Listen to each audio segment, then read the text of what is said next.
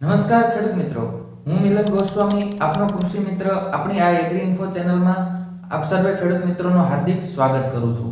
ખેડૂત મિત્રો, agri info જે આપણી ચેનલ છે એના માધ્યમથી મારો એક જ ઉદ્દેશ્ય છે કે ગુજરાતના તમામ ખેડૂત મિત્રોને ટેકનિકલી માહિતી હોવી ખૂબ જ અગત્યની છે, જેથી કરીને કોઈ પણ ખેડૂત જ્યારે એગ્રોએ દવા કે ખાતર લેવા જાય તો સારી કંપનીની અને સ્ટાન્ડર્ડ કંપનીની લઈને આવે, જેથી તે પોતાના પાકમાં લાંબા સમય સુધી રિઝલ્ટ મેળવી શકે. તો જો ખેડૂત મિત્રો, જે પણ ખેડૂત મિત્રો આપણા ચેનલમાં જે જોડાઈ ગયા છે એનો હું હૃદયપૂર્વક એક આભાર માનું છું. અને જે પણ ખેડૂત મિત્રો નવા છે આપણી ચેનલમાં, એ ચેનલને સબસ્ક્રાઇબ કરવાનું ભૂલતા નહીં, જેથી કરીને તમામ ખેતીલક્ષી માહિતી ટેકનિકલી રીતે તમને મળી રહે. તો ખેડૂત મિત્રો, તમારો કિંમતી સમય બગાડ્યા વગર આપણે આગળ વાત કરીએ તો આપણે ઘઉંના પાક વિશે વાત કરવાની છે કે ઘઉંમાં અત્યારે લગભગ આપણે 70 થી 80 દિવસના લગભગ ખેડૂત મિત્રોને ઘઉં થઈ ગયા છે અને સારા એવા ઘઉં છે. આગળના વિડીયોમાં આપણે જે વાત કરી હતી કે ઘઉંની ડુંડી આવે ત્યારે આપણે શું માવજત કરવી જોઈએ, તો એવી જ રીતે અત્યારે આપણે 3 મુદ્દાઓ વિશે વાત કરવાની છે કે જો ઘઉંમાં આપણે જ્યારે પણ દાણા ભરાવદાર અને વજનદાર કરવા માટે શું કરવું જોઈએ, અને દાણાનો આકાર કઈ રીતે બનાવી શકાય, અને દાણામાં જે ક્વોલિટી આપણે આવે એ દાણામાં ક્વોલિટી કઈ રીતે સુધારો કરી શકીએ, તો આ વિશે આપણે આજે વાત કરવાની છે. જે પણ ખેડૂતે શરૂઆતના પાયામાં જ પોટાશનો ઉપયોગ નથી કરેલો, તો આના માટે આપણે અત્યારે કઈ ટ્રીટમેન્ટ આપણે કરી શકીએ, તો એના માટે બજારમાં આવે છે 13-00-45. આને કહેવાય છે પોટેશિયમ નાઇટ્રેટ.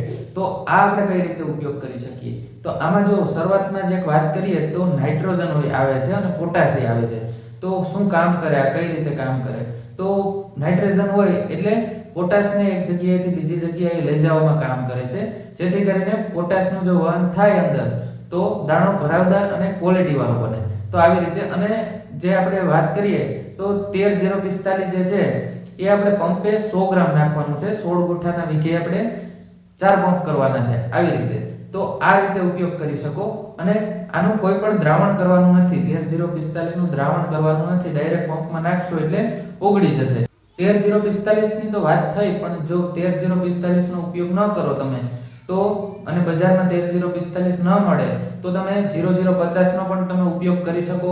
એમાં પણ 50% પોટાશ અને 16% સલ્ફર આવે છે, તો આનું પણ રિઝલ્ટ સારું એવું મળે છે. આનો ઉપયોગ તમારે 100 ગ્રામ પંપમાં નાખવાનું છે અને ઉપયોગ આનો કરી શકો. આ બંને ખાતર તમારે જો તમે ઉપયોગ ન કરી શકો કે છંટકાવ આપણે ન કરી શકીએ, અત્યારે ઘઉંમાં હલાય એવું હોય નહીં, તો આપણે શું કરી શકીએ, તો પિયતમાં પણ આપણે આપી શકીએ. પિયતમાં આપવા માટે આપણે MOP એટલે મ્યુરેટ ઓફ પોટાશ આવે છે.